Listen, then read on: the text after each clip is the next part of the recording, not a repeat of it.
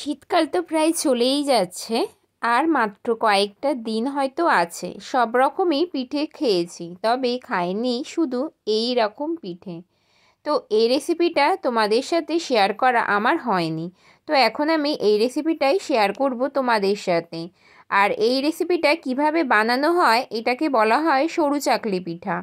তো একদম সরু চাকলি পিঠা রেসিপিটা তোমরা দেখে নাও। সবটা শেয়ার না করতে পারলেও তোমাদের সাথে কিছুটা শেয়ার করব।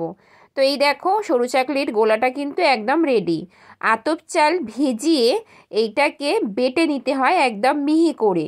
আর যেই পরিমাণে চাল, সেই পরিমাণেই বিউলির ডাল ভিজিয়ে বেটে নিতে হয় মিহি করে।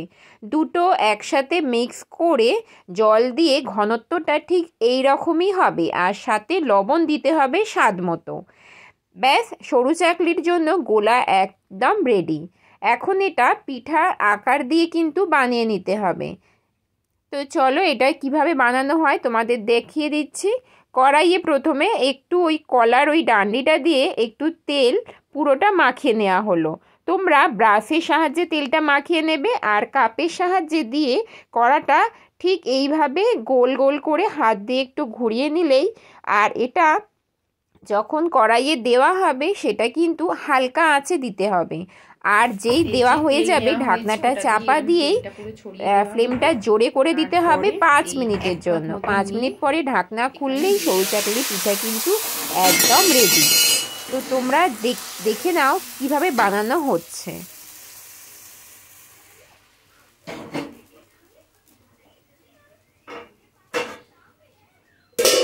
গ্যাসটা আস্তে করে ছাড়তে হবে, জোরে করে করতে হবে। গ্যাসটা আস্তে করে গোলাটা দিতে হবে, তারপরে জোরে করে দিতে হবে। 1 মিনিটের মতন রেখে একটা আওয়াজ আসবে, তারপরে ভেবে নিতে হবে যে হয়ে গেছে। ঠিক আছে? পরিমাণ আছে বিউলির ডাল, চাল বাটা, একদম মিহি করে বেটে নুন মেশানো। দেখো উঠে যাচ্ছে কত সুন্দর।